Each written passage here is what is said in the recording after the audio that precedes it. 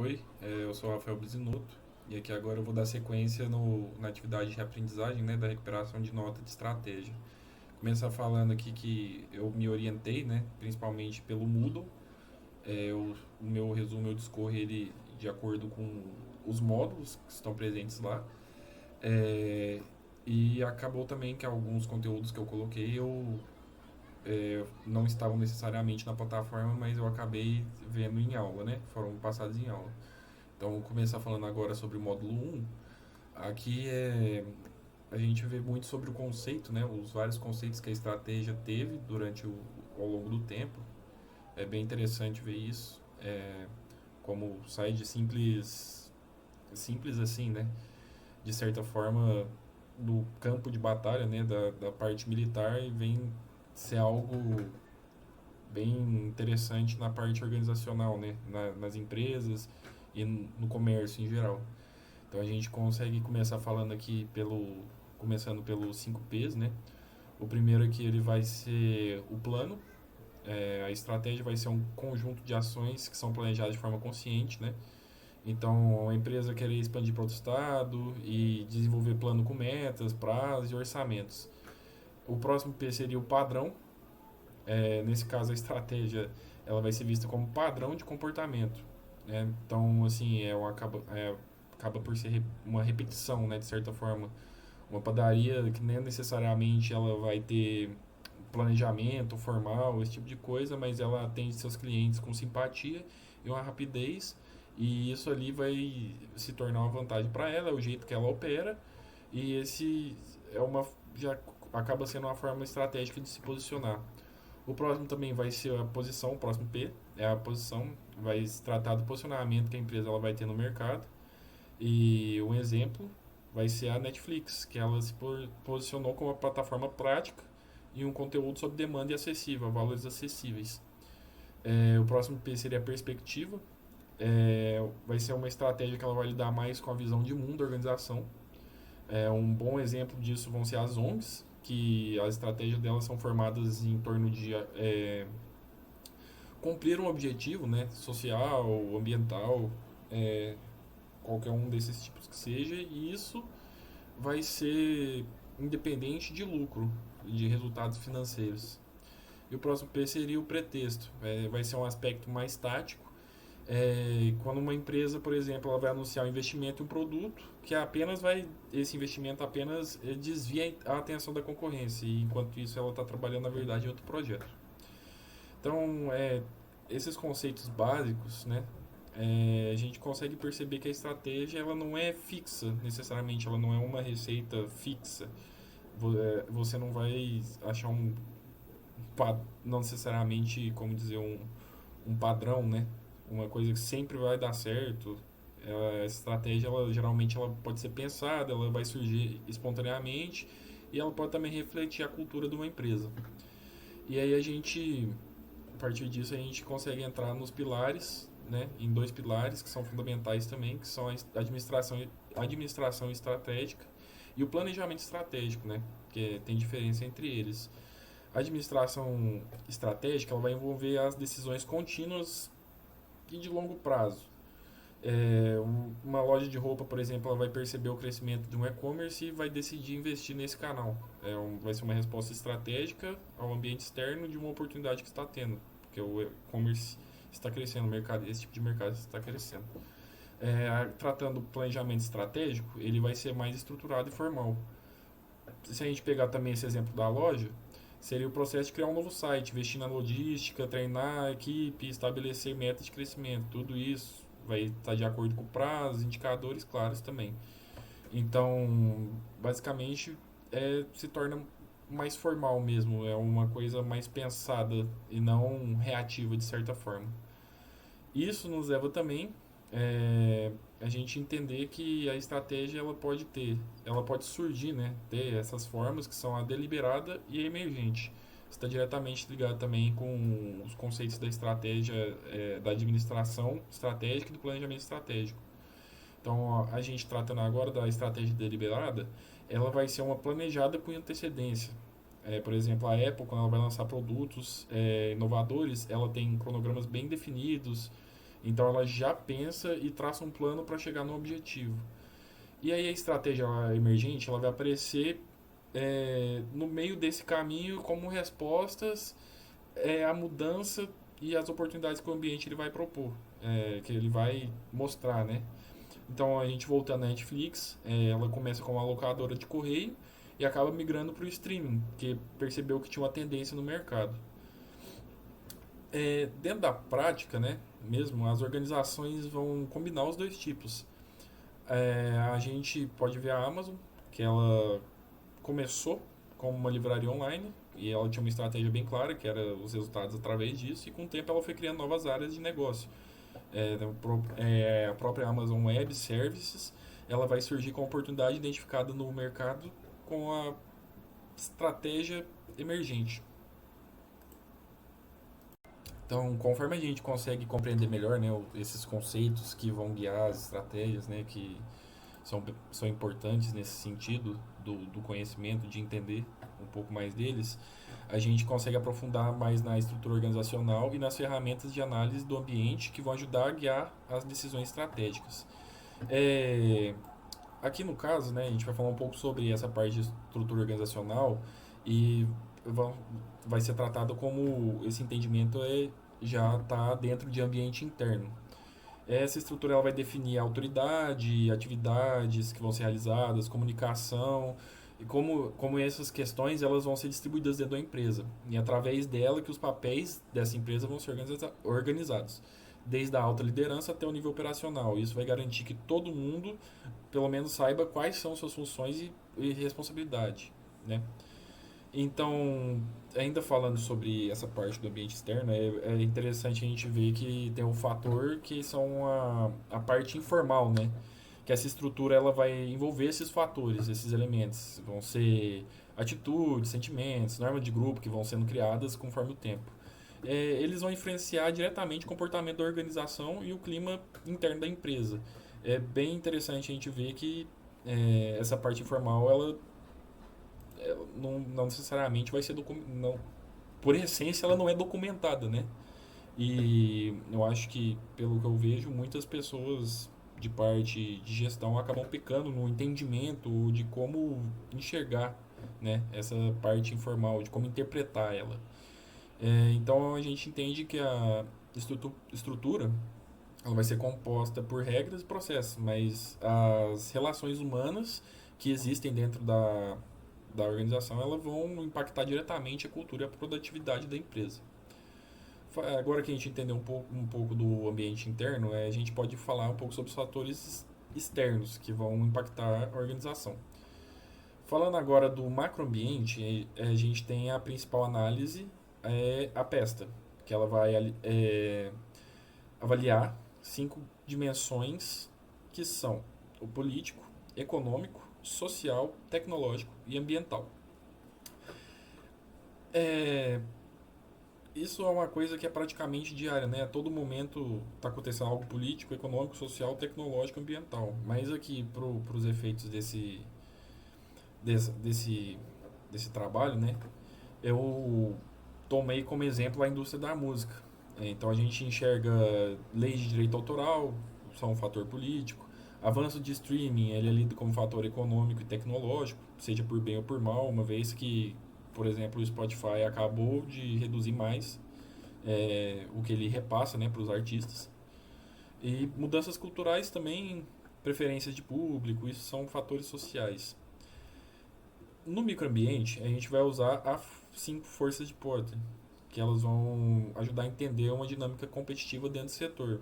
A gente ainda falando sobre esse setor, né, da música, a gente pode entender que o poder de barganha dos fornecedores eles vão vir através de gravadoras, plataformas.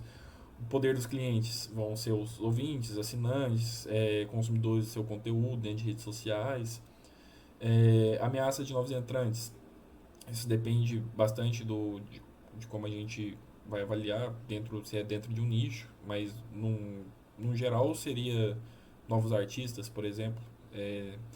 E atualmente a gente pode citar até a inteligência artificial, né? Que se a gente for por essa lógica do, do clique, né?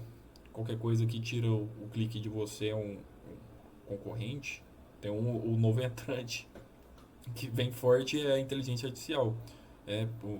Um monte de artistas sendo ressuscitado cantando música aleatória, né? E isso interessa as pessoas, né? Porque parece realmente muito com a voz desses artistas. E então a gente, falando agora do produto substituto, né? Isso aí também poderia ser novo artista, se a gente for um novo gênero de música. Mas se a gente for nessa lógica dos cliques, eu entendo isso como sendo um concorrente, por exemplo, os podcasts, né? Que também são o que você vai fazer numa plataforma de vídeo ou de áudio que vai tirar o seu clique, né? Principalmente então os podcasts. Eu trataria isso. E rivalidade entre concorrentes também.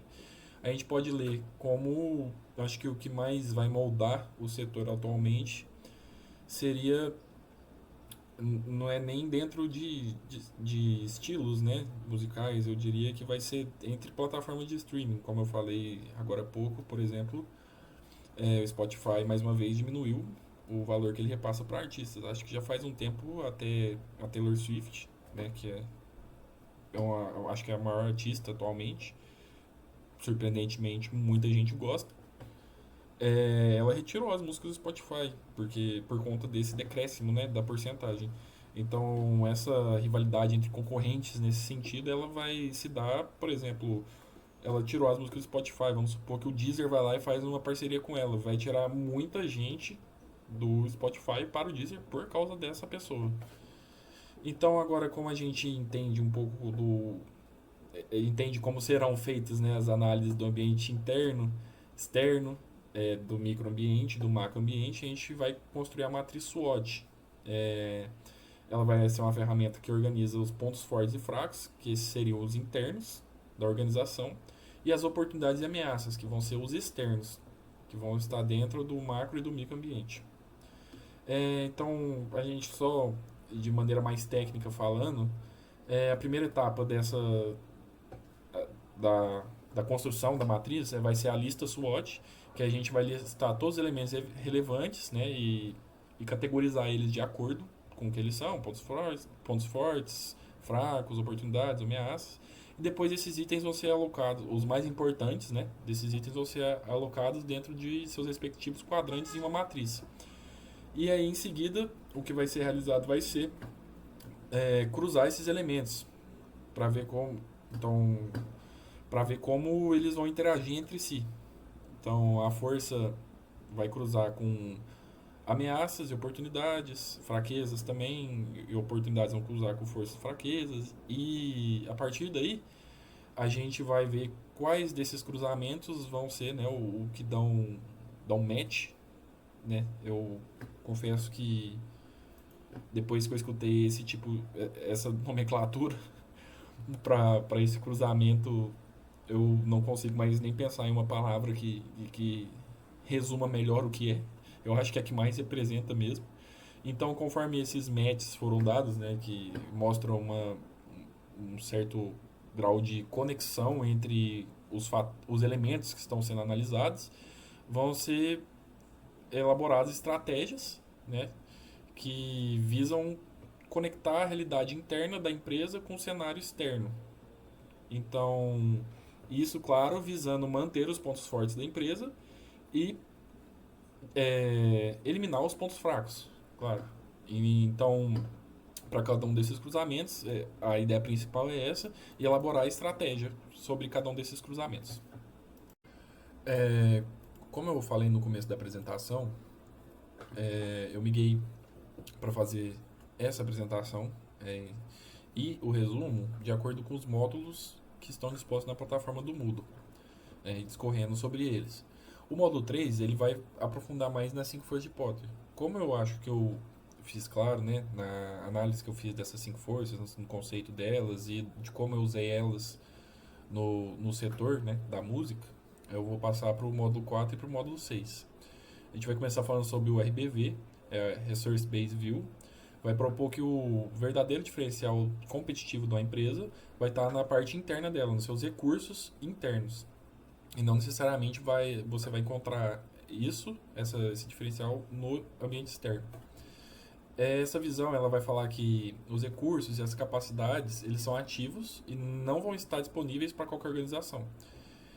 Então há uma divisão, né, desses ativos, eles vão poder ser tangíveis, são capital, equipamentos, e intangíveis também, conhecimento técnico, marca, cultura da empresa e relacionamentos em geral, com fornecedores ou com clientes.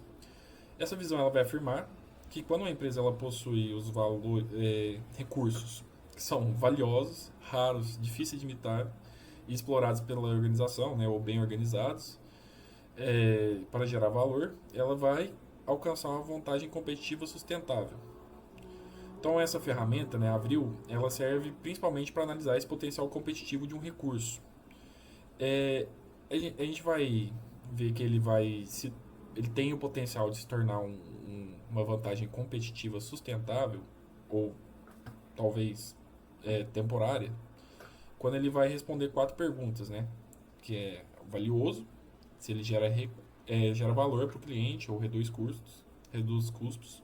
Raro, se poucas empresas têm acesso a esse recurso. O nível de imitabilidade, se ele é difícil da concorrência copiar.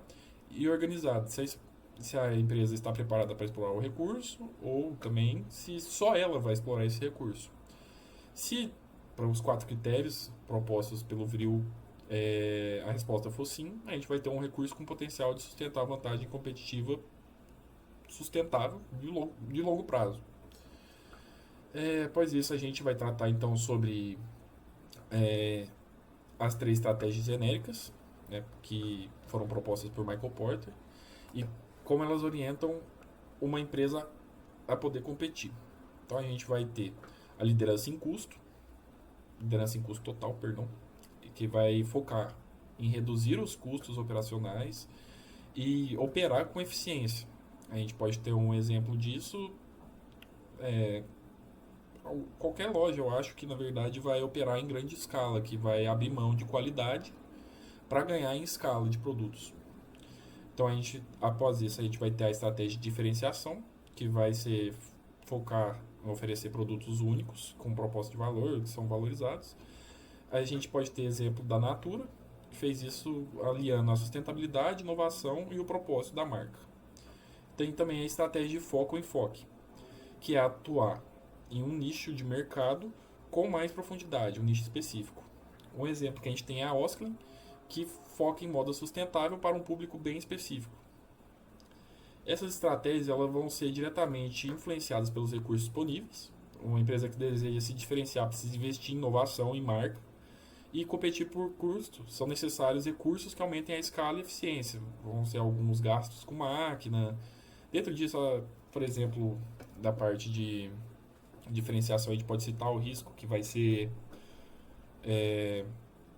de repente, se a empresa outra empresa pode copiar, né, a sua diferenciação, o que torna o seu produto único. Dentro da liderança de custo, como a gente fala, o investimento vai ser mais em maquinário, de certa forma, né, para a gente conseguir fazer uma economia de escala, a gente conseguir escala dos produtos. Então, vamos supor se a gente faz um investimento numa máquina que vai dobrar a produção. De repente, no mês seguinte, surge outra máquina e a que você comprou já fica ultrapassada, né? E aí, então, na de enfoque, é um possível risco vai ser esse nicho ser defasado, né? Você entrar no nicho e, na verdade, não ter muitos resultados. Para dar sequência, gostaria de dar um exemplo aqui de integração entre esses dois modelos, né? Do EBV e também das estratégias. Vai ser a Embraer, que eu vou tratar. A empresa ela vai adotar uma estratégia de diferenciação que foca em jatos regionais de alta tecnologia que possuem conforto e eficiência operacional. A gente vai entender que essa estratégia ela só vai ser possível porque a Embraer ela vai possuir recursos que atendem ao modelo do Vril. São valiosos, conhecimento técnico e a marca, raros, ela tem um domínio de engenharia aeronáutica, difíceis de imitar. Ela vai ter uma expertise grande acumulada e organizadas. Tem uma estrutura que é voltada para a inovação. Esse alinhamento entre recursos internos e a estratégia de mercado vai sustentar a vantagem competitiva global que a Embraer possui. Falando agora um pouco sobre o módulo 7, O foco do módulo vai estar na diversificação estratégica e nas fusões como forma de crescimento de empresa, tudo isso dentro da visão do RBV. Essa abordagem, dentro dela, as empresas vão expandir seus negócios para novos setores, utilizando recursos e competências que elas já possuem. Isso tudo para buscar vantagem competitiva por meio dessa diversificação. Essa diversificação ela vai poder ocorrer em diferentes níveis. No nível corporativo, há empresas com um único negócio, onde 95% da receita vai prover de uma única atividade. Tem também as com negócio predominante, onde 70% a 95% da receita é concentrada em um único negócio. Temos também a diversificação relacionada restrita, ela vai ocorrer quando menos de 70% da receita vem do negócio principal. Mas aí dentro dessa diversificação vai haver um elo entre os negócios. E tem também a diversificação relacionada ligada. Nessa, o elo entre os negócios vai ser mais limitado, vai ter uma autonomia maior entre os negócios. A gente pode então falar por fim da diversificação relacionada. Ela acontece quando a empresa vai atuar em setores distintos, sem vínculo nenhum operacional entre eles, como no caso de grandes conglomerados. Dentro das razões para realizar a diversificação, a gente pode citar as estratégias criadoras de valor, a gente pode falar especialmente na diversificação relacionada, isso vai incluir compartilhamento de atividades, que são a logística, marketing, tecnologia principalmente. Também a gente pode falar da transferência de competência entre as unidades, como conhecimento técnico, gestão, inovação. E a gente pode falar também da diversificação relacionada. Nessa, o valor vai poder vir de economias financeiras, com melhor alocação de capital e reestruturação de unidades com desempenho satisfatório. A gente pode citar também algumas razões neutras, construtivas, como por exemplo motivação gerencial, que não necessariamente vão ter foco estratégico, que são mais voltadas para questões pessoais. Desempenho fraco, que vai acabar levando a decisões apressadas. A gente pode citar também, vale a pena, né, a gente falar, que a tentativa de reduzir risco simplesmente aumentando a quantidade de negócios, ela pode acabar prejudicando a criação de valor. Falando agora de um exemplo de diversificação relacionada, a gente pode citar a Disney, que ela vai utilizar suas marcas e personagens em diversos setores, como parque temático, filme e produtos licenciados. Um exemplo da diversificação não relacionada, a gente pode falar do grupo G, da General Electric, que atuou por décadas em setores muito distintos, como a aviação, eletrodoméstico, finanças e saúde. E nos últimos anos, né, mais recentemente, ainda acabou revendo sua estratégia para focar em áreas mais conectadas. A gente pode falar também de outros caminhos estratégicos, que seriam através das fusões e das aquisições. A fusão ela vai ocorrer quando duas empresas combinam suas operações e criam uma nova entidade, uma nova empresa. A aquisição ela vai acontecer quando uma empresa compra a outra e vai assumir o controle dela. Vão ter três tipos principais de fusões. A fusão horizontal, que são entre empresas do mesmo setor. Um exemplo a gente pode falar aqui no Brasil é da Sadia e da Perdigão, que resultou na BRF. A fusão vertical, que vão ser entre empresas da mesma cadeia produtiva. Elas também vão seguir aquela lógica, né, da montante, que vai ser em direção aos fornecedores, e jusante, que vai ser em direção aos clientes, dentro da cadeia. A gente pode citar um exemplo, a Amazon, que já adquiriu vários centros logísticos para distribuição. Um exemplo de fusão em conglomerado, a gente pode dar a fusão da AOL com a Time Warner, que foi nos anos 2000. Essas fusões elas vão visar sinergia, ou seja, para gerar mais valor juntas do que separadas. Os principais ganhos potenciais vão ser as economias de escala, que vai ser a redução do custo médio por unidade com o aumento da produção, benefício fiscal com o aproveitamento de crédito e prejuízos fiscais acumulados, eliminação de ineficiências ao integrar empresas com melhor gestão, redução de custos, a gente pode falar da sobreposição de estruturas administrativas, redução do custo de capital, a gente pode falar da ampliação do poder econômico da empresa resultante. No entanto, a gente pode falar que essas fusões elas também enfrentam desafios legais, especialmente em relação à concorrência. No Brasil isso é regulado pelo CAD e além disso há dificuldades contábeis e fiscais, principalmente relacionadas à forma como a operação será registrada, se vai ser compra direta ou troca de ações. Isso vai afetar diretamente a tributação e os valores percebidos das empresas. A gente pode falar também dos tipos de reestruturação que as empresas podem passar. Vou falar sobre o downsizing, Ele vai consistir na redução da estrutura organizacional por meio de eliminação de cargos, departamentos e níveis hierárquicos. Essa medida, ela vai geralmente buscar cortar custo de maneira rápida e pode causar perda de capital humano e queda de desempenho de longo prazo, principalmente quando a decisão é tomada em situação de desespero. Então a empresa fica complicada ali financeiramente e tem pessoas que saem já cortando custo, tirando cargo, sem fazer um estudo para saber o quão grande pode ser o comprometimento dessa tomada de decisão. A gente pode falar da General Motors, que na crise de 2008 realizou um grande downsizing, demitiu milhares de funcionários e fechou plantas produtivas para evitar falência. A gente pode falar da downscoping, se trata do desinvestimento em unidades de negócio que não são essenciais e tem o objetivo de focar principalmente no core business da empresa, né, o principal negócio. Diferente do downsizing, essa abordagem ela tende a melhorar o desempenho estratégico do longo prazo. A gente pode falar da IBM, que em 2005 vendeu sua divisão de computadores, né, de produção de computadores para a Lenovo e concentrou seus esforços nos seus serviços e soluções corporativas. Tem também, a gente pode falar agora das compras alavancadas. É quando um grupo de acionistas ou investidores adquire o controle da empresa por meio de endividamento elevado. Isso tem o objetivo de reestruturar a gestão e aumentar o valor da organização.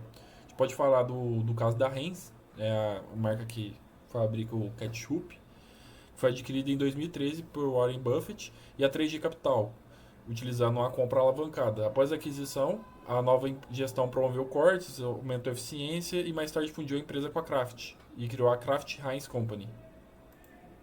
Entrando agora no módulo 9, a gente vai começar falando sobre a estratégia de cooperação. Elas ocorrem quando empresas se associam e querem alcançar objetivos comuns.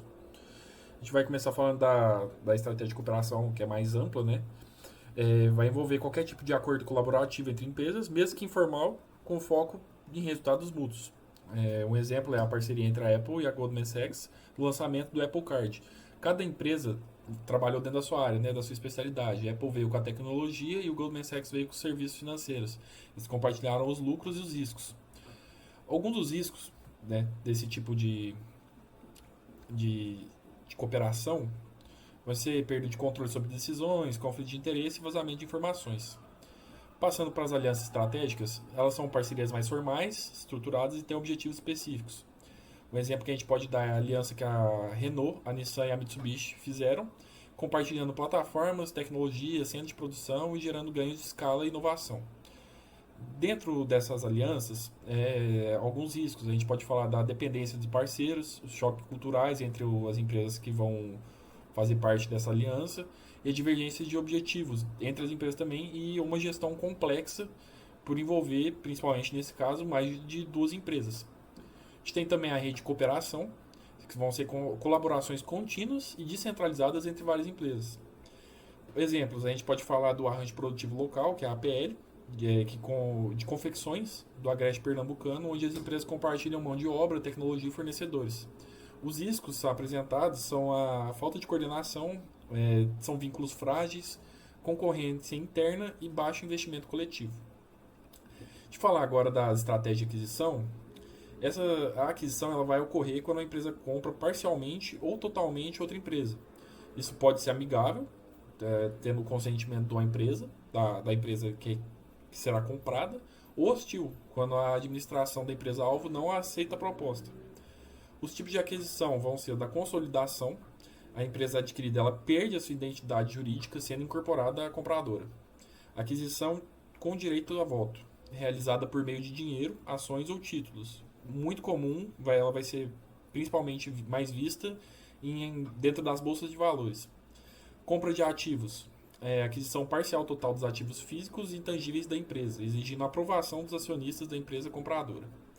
A gente pode falar também do takeover, que vai ser a aquisição hostil. Ela vai ocorrer quando a compradora adquirir o controle sem o consentimento da gestão da empresa-alvo. A gente pode falar, dar um exemplo disso, que foi a tentativa da aquisição hostil da Yahoo pela Microsoft, nos anos 2000. A Microsoft fez essa abordagem com a Yahoo. A gente pode classificar por natureza, né? Essas aquisições. Vai ser relacionado quando for do mesmo setor, vai criar sinergias. vai ser montante, quando a aquisição vai ser voltada no sentido dos fornecedores dentro da cadeia, e a jusante, quando a aquisição vai ser voltada para os clientes, né, no final da cadeia, na distribuição. Tem também a não relacionada, que vão ser setores diferentes e vai ter foco o foco vai estar na diversificação. E tem também a internacional, né, a aquisição internacional, que vai ser a aquisição de empresa em outro país visando expandir globalmente.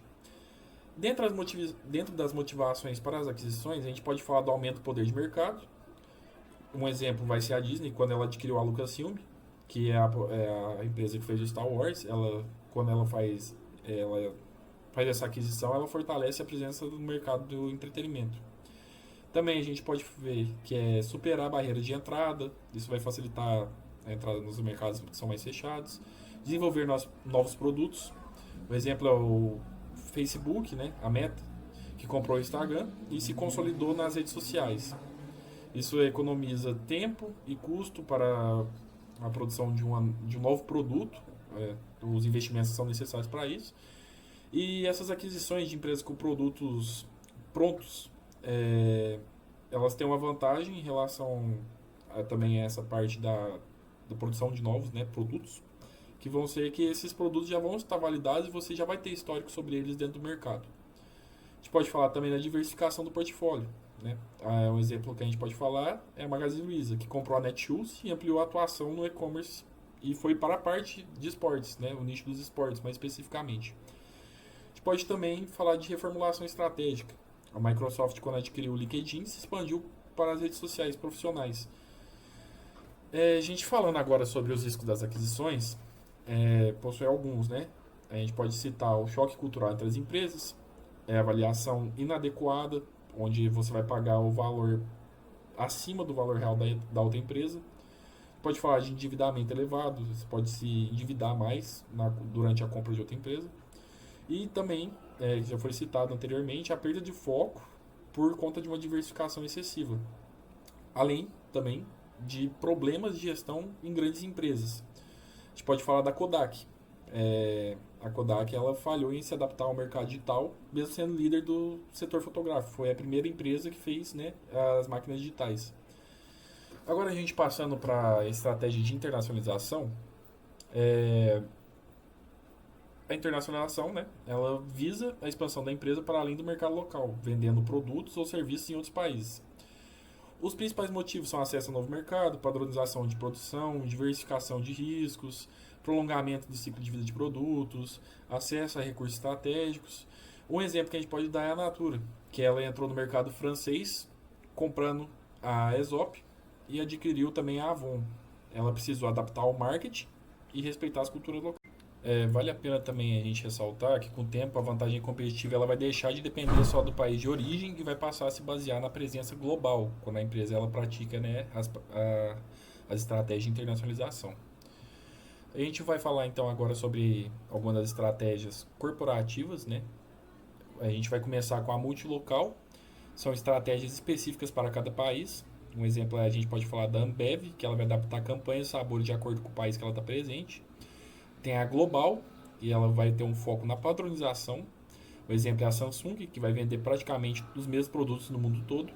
Tem também a transnacional, que vai buscar um equilíbrio entre a padronização e a adaptação local.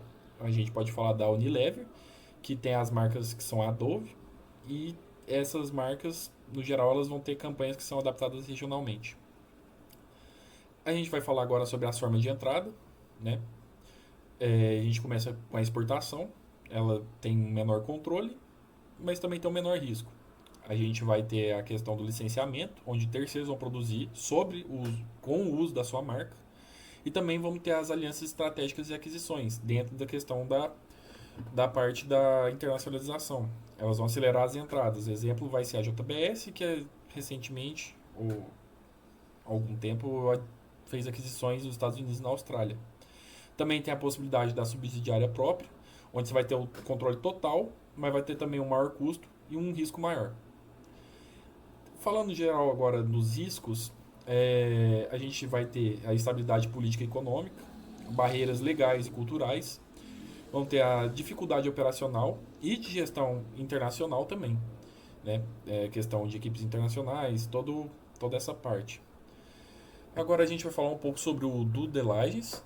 É, Todas essas estratégias que a gente citou, que a gente falou agora, elas são extremamente arriscadas, né? E a gente, para minimizar o risco dessas parcerias, fusões, aquisições, a gente realiza esse due diligence. Ele vai ser um processo investigativo que vai ser feito antes de qualquer transação de maior calibre, né? De maior porte. O objetivo principal dele vai ser avaliar os ativos, passivos e os riscos ocultos da empresa-alvo. Vai garantir que a decisão de aquisição seja bem fundamentada. As principais áreas que vão ser analisadas vão ser a financeira, através de balanços, fluxo de caixa, auditorias passadas e projeções futuras. Jurídica, a conformidade legal, contratos, licenças, vai ser também crucial dentro de operações internacionais. Tributária e regulatória, vai avaliar as obrigações fiscais e os riscos de diferentes legislações.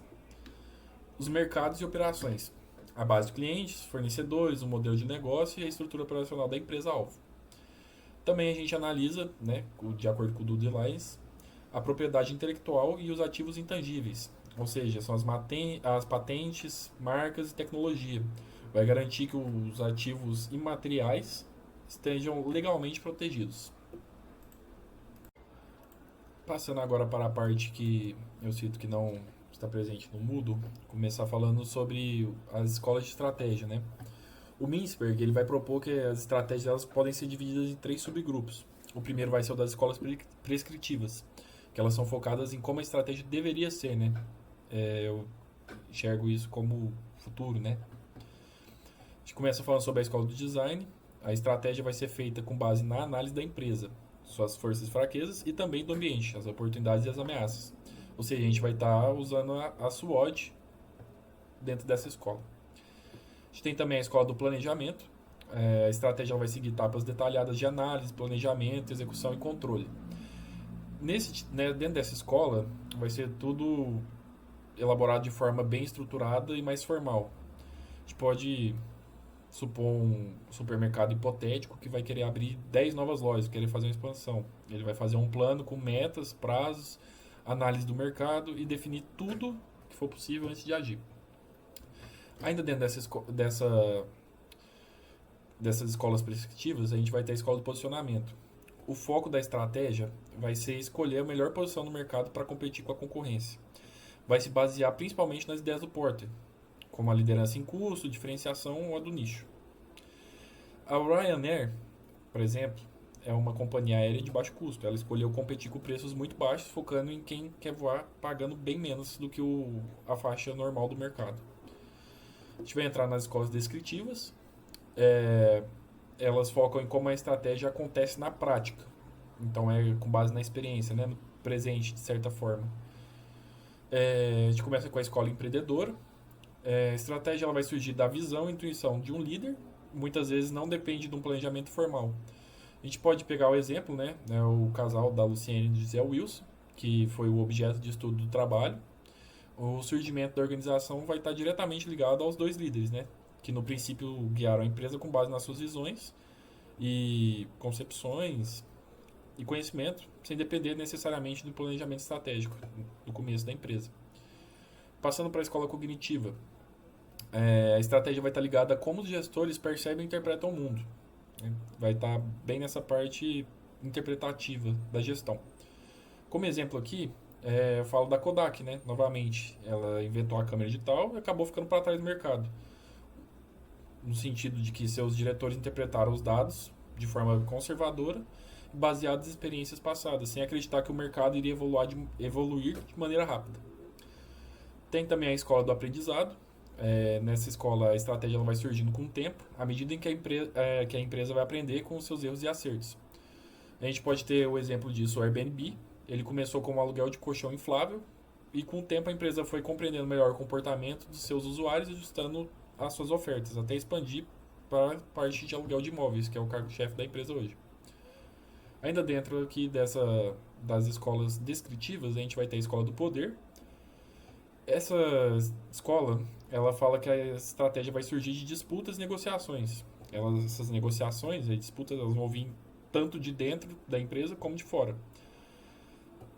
Um exemplo mais próximo que a gente tem aqui no Brasil, a gente pode falar da Petrobras. Ela sofre diretamente, né, com a influência da troca de governo e ela é alvo constante de interesse político e partidário. A gente tem também a escola cultural. Aqui a gente vai ver que a estratégia ela vai refletir diretamente a cultura da empresa. Um exemplo vai ser a Toyota. Ela toma decisões de longo prazo e valoriza o trabalho na equipe. Isso influencia todas as estratégias. Essas características, esse comportamento que a Toyota tem como base, é um comportamento que é enraizado em sua cultura local japonesa. Entrando na escola ambiental, a estratégia ela vai se adaptar ao que o ambiente exige, reagindo aos fatores externos da empresa. Eu acho que o melhor exemplo, e talvez o mais recente, mais abrangente que teve, foi a pandemia, né? O número de restaurante que começou a trabalhar com o delivery subiu, uma vez que as pessoas não estavam saindo de casa. Então, esse número de restaurantes trabalhando com delivery ter aumentado foi uma resposta direta aos fatores do macro ambiente. Entrando na última escola, que é a escola da configuração, essa escola ela vai entender que a empresa ela vai passar por fases.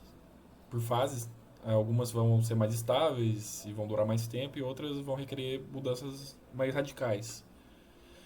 Um exemplo vai ser a Natura.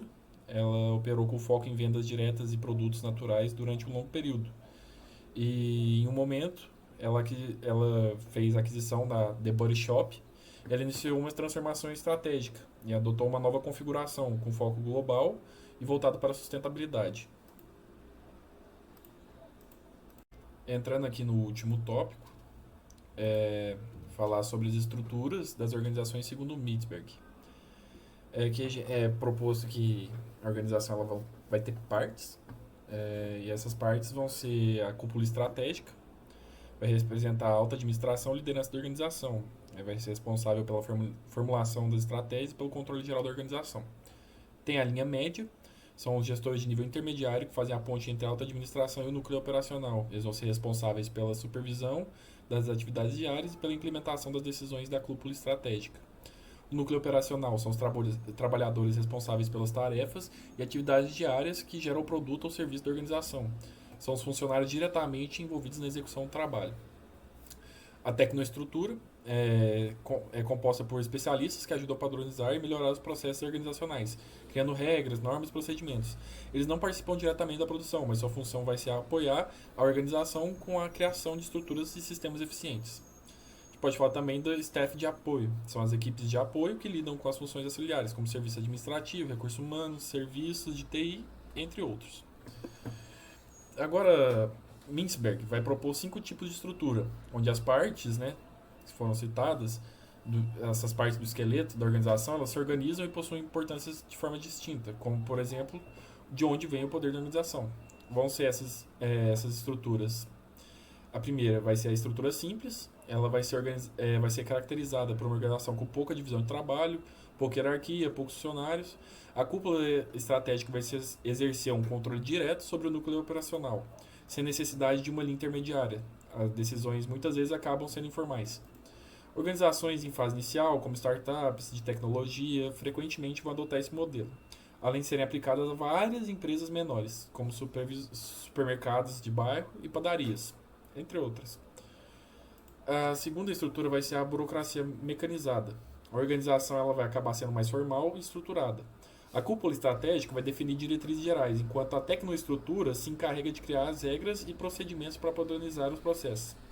A linha média vai supervisionar o núcleo operacional, que vai executar as tarefas de modo repetitivo e rotineiro, e envolve pouca flexibilidade. A padronização dos processos é o principal mecanismo da coordenação.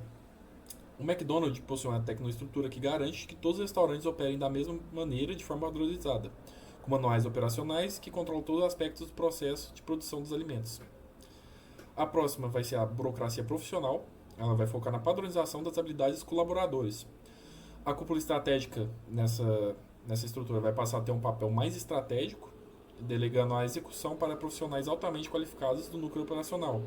A linha média vai atuar como a facilitadora entre a alta administração e os profissionais, enquanto a coordenação ocorre por meio de suas habilidades especializadas.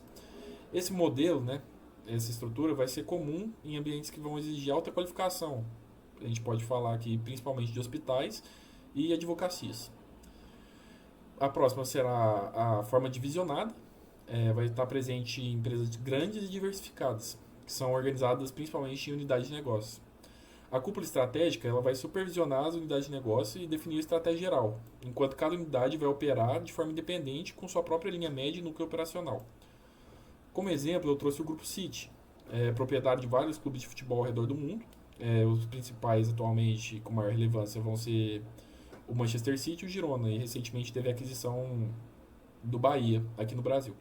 Cada clube vai operar como uma unidade de negócio com um grau de autonomia extremamente elevado, mas todos vão seguir a estratégia central do grupo. Especificamente dentro do futebol, os clubes eles vão negociar como se estivessem negociando com qualquer outro clube, o que mostra que eles vão funcionar de maneira autônoma e independente.